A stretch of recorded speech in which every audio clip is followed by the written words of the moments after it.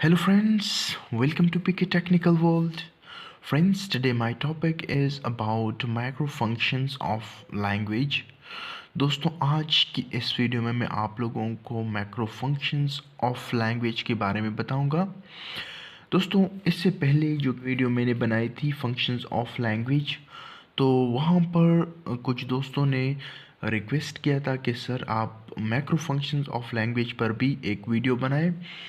तो दोस्तों उनके कहने पर मैंने आज की वीडियो बनाई है। तो दोस्तों चलो शुरू करते हैं आज की वीडियो।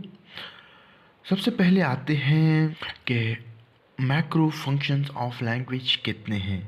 दोस्तों वैसे तो लैंग्वेज के बहुत ज़्यादा फंक्शंस हैं, लेकिन जो मेन फंक्शन है अकॉर्डिंग टू डिफरेंट अथर्स वो 7 है। ठीक है, there are 7 main functions of language, macro functions of language. First one है emotive function, second one है directive function, third one है fatigue function, fourth one है referential function, fifth one है poetic function, sixth one है metalinguistic function, seventh one है contextual function। तो दोस्तों ये 7 मेन फंक्शंस है लैंग्वेज के मैक्रो फंक्शन हैं। तो दोस्तों अब इनको वन बाय वन एक्सप्लेन करते हैं। दोस्तों अगर अभी तक आप लोगों ने हमारे चैनल को सब्सक्राइब नहीं किया है तो बराए मेहरबानी आप लोग इस चैनल को सब्सक्राइब करें ताकि आप लोगों को हमारी वीडियोस वक्त पर पहुंचती रहे। Explanation. emotive function. Emotive function is the function of language function through which we express our feeling। दोस्तों इमोटिव फंक्शन ये लैंग्वेज का एक फंक्शन है जिसके थ्रू हम अपनी जो इनर फीलिंग्स होती हैं उनको एक्सप्रेस करते हैं। ठीक है, किस तरह? वाह व्हाट अ ब्यूटीफुल कैट। दोस्तों अगर अचानक से हम एक खूबसूरत बिल्ली को देखते हैं तो हमारे अंदर से आवाज़ आती है वाह व्हाट अ ब्यूटीफुल कैट। इसी तरह अगर हम किसी क्रिकेट ग्राउंड में बैठे हैं या हम किसी क्रिकेट मैच को ऑनलाइन देख रहे हैं, कोई प्लेयर छक्का मारे तो हम क्या कहते हैं? Wonderful sex. ठीक है, वंडरफुल सेक्स। दोस्तों सिक्स और सेक्स में फ़र्क है। ठीक है, ये सिक्स है और वो दूसरा जो है वो सेक्स है। ठीक है, तो प्रोनाउंसिएशन में भी आप लोगों ने एहतियात करना है। ठीक है। Oh that's too bad. दोस्तों अगर हमारे साथ कोई हादसा हो जाए तो या हम कोई बुरी चीज़ देखें, ठीक है, गंदी चीज़ देखें तो हमारे मुंह से क्या आवाज़ आती है? Oh that's too bad. ठीक है, या किसी जगह पर एक्सीडेंट हो जाए, ठीक है, या हमारे पाँव में कांटा चुभ जाए, ठीक है, ओह वगैरह के जो हमारे मुंह से अल्फाज निकलते हैं, ठीक है, हमारे जो फीलिंग्स होते हैं उनको क्या कहते हैं? ये कौन सा फंक्शन है लैंग्वेज का? इमोटिव फंक्शन है। ठीक है दोस्तों, अब आते हैं डायरेक्टिव फंक्शन की तरफ। Directive function, it is the function of a language through which we direct someone. दोस्तों ये लैंग्वेज का एक फंक्शन है जिसके थ्रू हम किसी को डायरेक्ट करते हैं। ठीक है, मतलब उसको किसी चीज़ का हुक्म देते हैं, किसी चीज़ को करने का हुक्म देते हैं, किसी चीज़ से रोकने का हुक्म देते हैं। ठीक है, तो we can direct someone in the form of order, request और वार्निंग। दोस्तों हमारे पास 3 स्टेट्स होते हैं, ठीक है, लोगों को डायरेक्ट करने के लिए।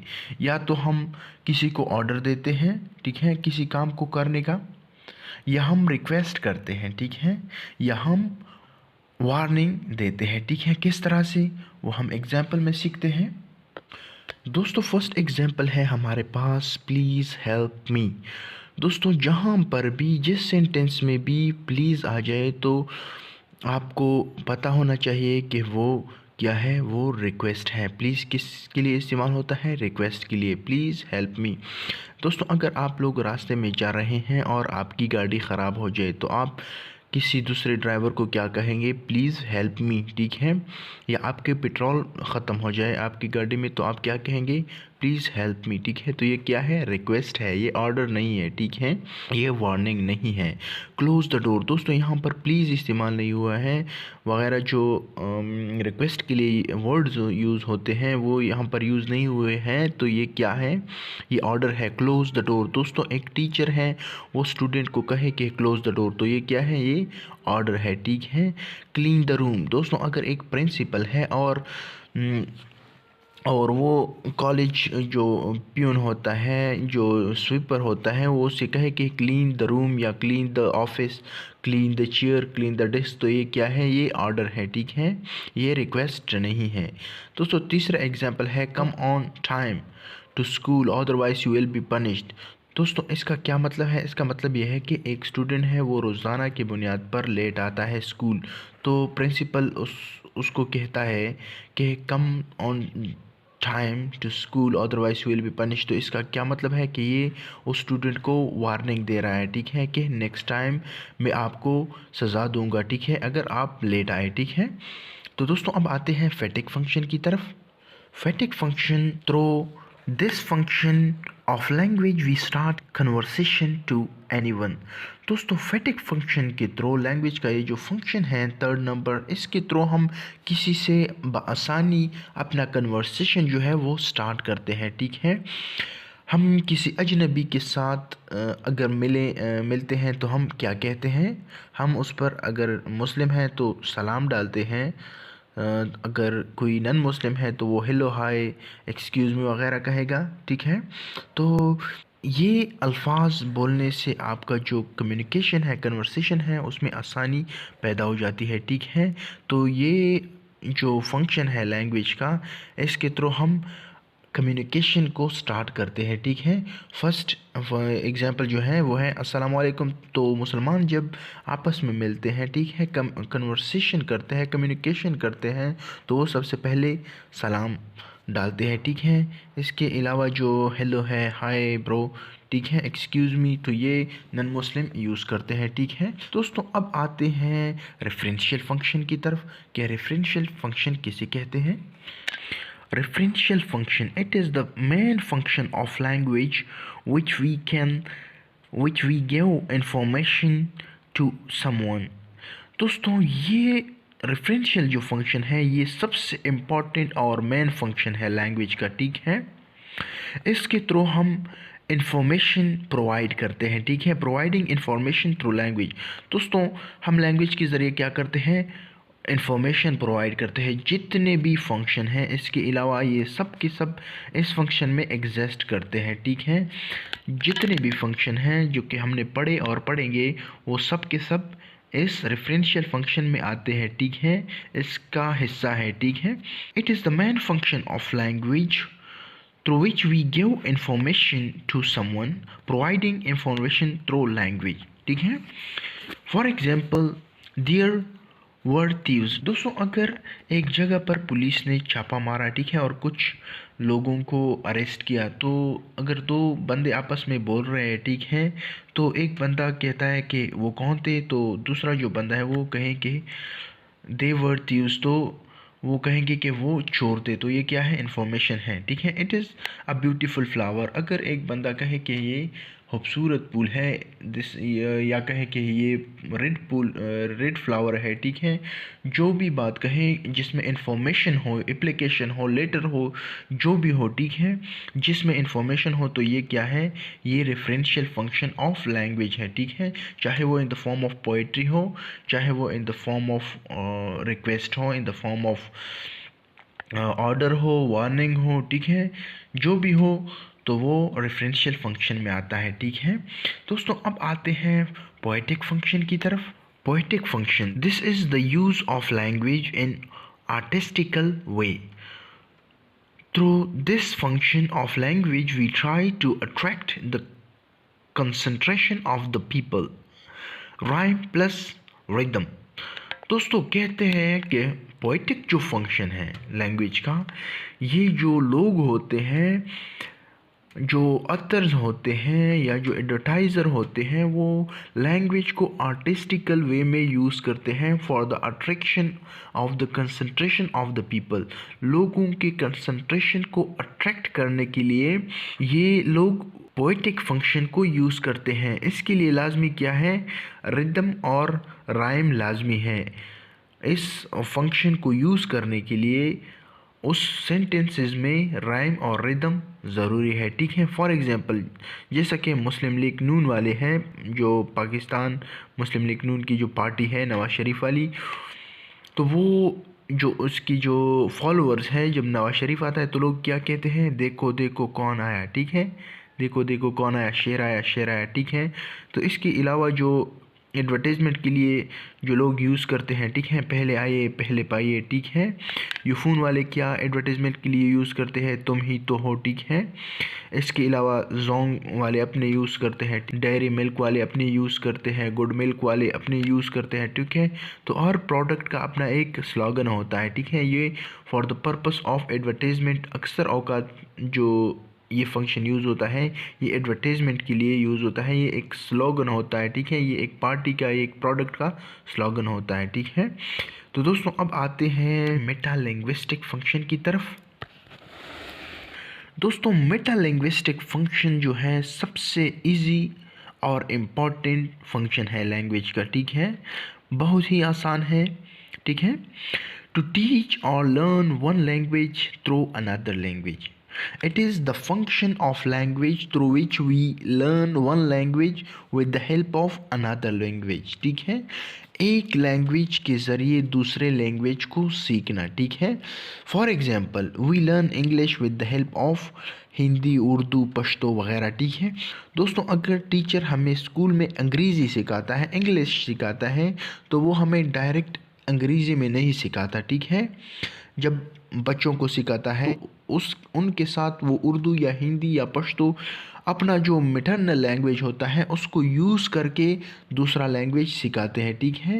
इंग्लिश को सिखाया जाता है। दूसरा एग्जांपल है teach English with the help of Urdu, learn Urdu through Pashto. दोस्तों अगर पश्तो सोसाइटी के जो लोग हैं, जो बच्चे हैं, वो उर्दू सीखेंगे तो वो कौन सा लैंग्वेज यूज़ करके उर्दू को सीखेंगे, वो अपना जो लैंग्वेज है पश्तो का, वो उसको यूज़ करके उर्दू को सीखेंगे, ठीक है। Learn teach French through English. दोस्तों अगर इंग्लिश स्टूडेंट हैं, इंग्लिश की जो बोलने वाले हैं, वो फ्रेंच सीखेंगे तो क्या वो डायरेक्ट फ्रेंच सीखेंगे या डायरेक्ट चाइनीज़ लैंग्वेज अगर वो सीखना चाहते हैं तो क्या वो सीख सकते हैं? बिल्कुल नहीं। वो अपनी लैंग्वेज कि वोकेबलरी यूज़ करके, अपनी लैंग्वेज को यूज़ करके वो फ्रेंच या चाइनीज़ को सीखेंगे, ठीक है। तो इसका सिंपल डिफिनीशन ये है कि लर्निंग और teaching one language with the help of another language, ठीक है। दोस्तों अब आते हैं कंटेक्चुअल फंक्शन की तरफ। Contextual function of language is related to the context, situation, gender, age etcetera.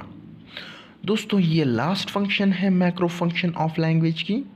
दोस्तों इसमें क्या होता है कि लैंग्वेज यूज़ होती है according to the context, according to the situation and according to the age, gender etcetera and etcetera. दोस्तों situation context के लिहाज से कैसे यूज़ होती है, ठीक है। एग्जाम्पल से सीख लेते हैं। हॉर्न बजाना मना है। दोस्तों अगर एक दीवार पर लिखा हुआ है कि हॉर्न बजाना मना है तो इसका क्या मतलब है कि वहाँ पे हॉस्पिटल है, ठीक है। आप लोगों को कॉन्टेक्स्ट जो है वो क्लियर होना चाहिए, आप लोगों का जो बैकग्राउंड है वो क्लियर होना चाहिए कि यहाँ पर हॉस्पिटल है। जहाँ पर भी आप लोग जाते हैं, जहाँ पे लिखा होगा हॉर्न बजाना मना है, तो वहाँ पे या तो हॉस्पिटल होगा या स्कूल वगैरह होगा, ठीक है। तो क्योंकि जो मरीज़ होते हैं उनको तकलीफ़ होती है हॉर्न बजाने से, ठीक है। इसके अलावा हॉस्पिटल में अक्सर औकात जो है शोर मचाना मना है, ठीक है। तो इसके इस तरह के अल्फाज यूज़ हुए होते हैं, ठीक है। दूसरा एग्जाम्पल है ओपन द विंडो। दोस्तों अगर आप क्लास में बैठे हैं और टीचर आपको कहे कि ओपन द विंडो, तो आपका जो माइंड है वो क्लियर होना चाहिए, अकॉर्डिंग टू सिचुएशन। आप सिचुएशन को देखेंगे कि आया सर ने ये जो बोला कि ओपन द विंडो, आया क्लास में धूप है, आया क्लास में गर्मी है, आया वो फ्रेश एयर के लिए कह रहा है, फॉर द लाइट कह रहा है, आया क्लास में अंधेरा है। ठीक है, तो ये अकॉर्डिंग टू सिचुएशन है। ठीक है, टीचर सिचुएशन को देखकर आपको बोलेगा कि ओपन द विंडो। अब जो लास्ट वन है, क्लोज द डोर। ठीक है, अब यहाँ पर क्या है, सिचुएशन क्या है, या तो टीचर ने आपको कहा कि दरवाज़ा बंद करो, या तो क्लास के बाहर वॉइस हो रहा है, या तो कोई स्वीपर जो है वो सफाई कर रहा है, डस्ट है। ठीक है, या गाड़ियों की वजह से डस्ट है। ठीक है, या बाहर जो है वो सर्दी है। तो टीचर सिचुएशन को देखकर आपको ऑर्डर देता है, ठीक है, कि दरवाजे को बंद करो। दोस्तों जेंडर का मतलब है मेल या फीमेल। दोस्तों अगर आपका एक फ्रेंड है, मेल फ्रेंड है, तो आप उससे किस तरह से बात करते हैं, ठीक है, फ्रेंडली अंदाज में बात करते हैं। अगर एक फीमेल है तो आप उससे किस तरह से बात करते हैं। अगर एक मेल टीचर है तो आप उससे किस तरह से बात करते हैं, और एक फीमेल टीचर है तो आप उससे किस तरह से बात करते हैं। इसके अलावा एज, दोस्तों आप बड़ों से किस तरह से बात करते हैं, ठीक है, कौन सा लैंग्वेज यूज़ करते हैं, किस तरह से लैंग्वेज यूज़ करते हैं, कौन से वर्ड्स का चुनाव करते हैं। इसके अलावा जो आप बच्चों से अगर बात करते हैं तो किस तरह से करते हैं। जो माँ होती हैं वो बच्चों से किस तरह से बात करती हैं, बच्चों की तरह वो बच्चों से बात करते हैं। जो कि भाई होते हैं, बड़े भाई होते हैं, जो छोटों से बात करते हैं, तो वो अलग अंदाज़ अपनाकर, बच्चों का जो अंदाज़ है वो अपनाकर बच्चों से बात करते हैं। ठीक है, तो दोस्तों ये थी आज की वीडियो। उम्मीद है आप लोगों को समझ आ गई होगी। दोस्तों अगर फिर भी आप लोगों को इस टॉपिक में कोई प्रॉब्लम है तो बराए मेहरबानी आप लोग मुझसे व्हाट्सएप पर रब्ता कर सकते हैं। इसके अलावा अगर ना हो तो आप लोग कमेंट बॉक्स में मेंशन कर सकते हैं। तो दोस्तों अगर आज की वीडियो आप लोगों को अच्छी लगी है तो बराए मेहरबानी आप लोग इस चैनल को सब्सक्राइब करें और वीडियो को लाइक और शेयर करना ना भूलें। Thank you very much.